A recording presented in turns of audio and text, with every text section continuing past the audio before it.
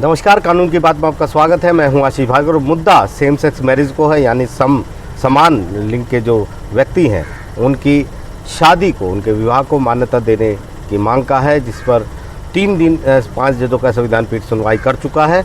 लेकिन अब bar council of India ने एक रिजोल्यूशन पास किया और सुप्रीम कोर्ट को भेजा है और कहा है कि सुप्रीम कोर्ट को इस मामले में दखल नहीं देना चाहिए और सुप्रीम कोर्ट को इस मामले को विधायिका के ऊपर छोड़ देना चाहिए, क्योंकि ये जो मामला है ये इसका बहुत बड़ा असर होने वाला है, खासतौर पर सामाजिक, धार्मिक और सांस्कृतिक असर वाला ये मुद्दा है।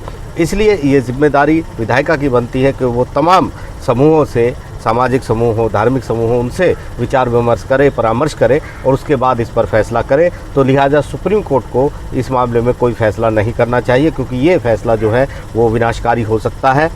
बार काउंसिल ऑफ इंडिया की तरफ से जो उसके चेयरमैन हैं मनन कुमार मिश्रा, उनकी तरफ से प्रस्ताव पास किया गया और कहा गया है कि तमाम जो बार एसोसिएशन है, बार काउंसिल जो है देश की, जो राज्यों की, उनके साथ एक बैठक हुई है और उस बैठक में ये फैसला हुआ कि इस तरह का प्रस्ताव पास किया जाए, क्योंकि 99.9% लोग जो हैं, 99.9% लोग समान लिंग जो है, सेम सेक्स मैरिज के खिलाफ है। और जब से मानव सभ्यता बनी है तब से ऐसा विचार है कि जैविक पुरुष और जैविक महिला के बीच में ही इस तरीके से विवाह हो सकता है।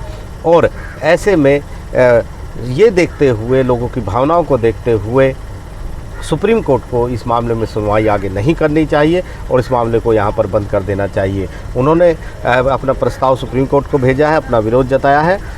हालांकि ये एक प्रस्ताव है जिसका कोई कानूनी रूप से सुप्रीम कोर्ट कोई बाध्य नहीं है कि इस मामले में वो अपनी सुनवाई बंद कर दे। 3 दिन की अहम सुनवाई यहाँ पर हो चुकी है और अब केंद्र सरकार ने सबसे पहले विरोध किया, फिर जमीयत उलेमा हिंद यहाँ पर आया, मुस्लिम संगठन यहाँ पर आए, कुछ हिंदू संगठन भी यहाँ पर आए और लगातार सुप्रीम कोर्ट से ये मांग कर रहे थे कि सुप्रीम कोर्ट को इस मुद्दे पर दखल नहीं देना चाहिए, कोई फैसला नहीं देना चाहिए और विधायिका पर, संसद पर इस मामले को छोड़ देना चाहिए, क्योंकि संसद ही वो मंच है, वो उचित मंच है जो इस पर फैसला कर सकता है। लोगों की भावनाओं को देखते हुए, तमाम जो ग्रुप हैं उनसे बात करते हुए, धार्मिक संप्रदायों से मिलते हुए इस तरीके से आगे बढ़ सकती है। इसलिए संसद पर ये छोड़ देना चाहिए, क्योंकि ये मुद्दा जो है वो एक ऐसा मुद्दा है जिस पर विचार सुप्रीम कोर्ट नहीं कर सकता, क्योंकि उसके क्षेत्राधिकार से, अदालत के क्षेत्राधिकार से बाहर का मुद्दा है। लेकिन सुप्रीम कोर्ट केंद्र सरकार की दलीलें ठुकरा चुका है। लगातार सुनवाई हो रही है। Chief justice D Y Chandrachud की अगुवाई में 5 जजों का पीठ इस पर सुनवाई कर रहा है। इस मामले में 3 दिनों की अहम सुनवाई हो चुकी है। अभी केंद्र सरकार की बारी आनी है, उसको अपना जवाब देना है और सुप्रीम कोर्ट ने साफ किया था कि वो इस मामले की सुनवाई जो है वो अयोध्या मामले की तरह करेगा। हालांकि सोमवार को सुनवाई नहीं हो पाई है, क्योंकि पीठ के एक जज जो है वो कोविड पॉजिटिव हो गए हैं।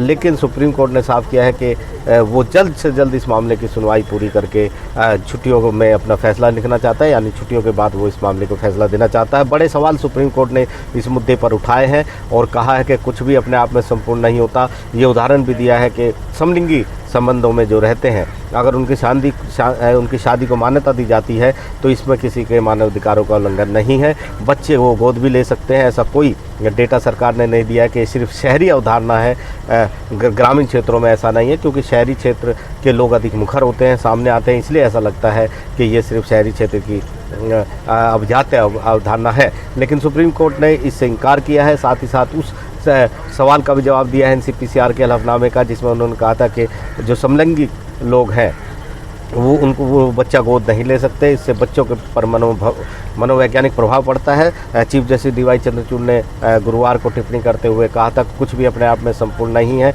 उन्होंने ये भी बताया कि इस तरीके से जजों को ट्रोल किया जाता है। उन्होंने ये भी कहा कि अगर विषमलिंगी शादी की बात करें तो एक बच्चा जो अपने घर में डोमेस्टिक वायलेंस यानी घरेलू हिंसा देखता है, उसका पिता पत्नी अपनी उसकी माता को उसकी माँ की पिटाई करता है, उसके साथ हिंसा करता है, शराब के पैसे मांगता है, तो वो बच्चा जो है किस तरीके से आगे पैदा होगा, क्या उस पर मनोवैज्ञानिक प्रभाव नहीं पड़ेगा। ये तमाम बातें यहाँ पर की कि कुछ भी संपूर्ण नहीं है।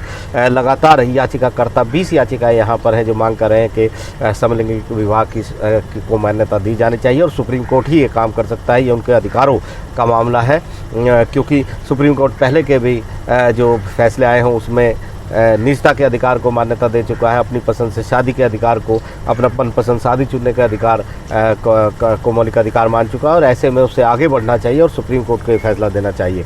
केंद्र सरकार लगातार इसका विरोध कर रही है। केंद्र सरकार ने कहा है कि राज्यों को भी पक्षकार बनाना चाहिए, राज्यों के साथ परामर्श का काम भी केंद्र सरकार ने शुरू किया है, इसलिए सुप्रीम कोर्ट को आगे बढ़ना चाहिए नहीं चाहिए। लेकिन सुप्रीम कोर्ट लगातार इस मामले में आगे बढ़ रहा है। सुप्रीम कोर्ट ने केंद्र की इस मांग को खारिज कर दिया है। अब बार काउंसिल ऑफ इंडिया यहाँ पर पहुँची है, वो भी विरोध कर रही है। हालांकि वो सुप्रीम कोर्ट में उसने याचिका दाखिल नहीं की है। NCPCR इसका विरोध कर रहा है, लेकिन DCPCR जो है यानी दिल्ली का जो चाइल्ड राइट का जो आयोग है वो इसके समर्थन में है।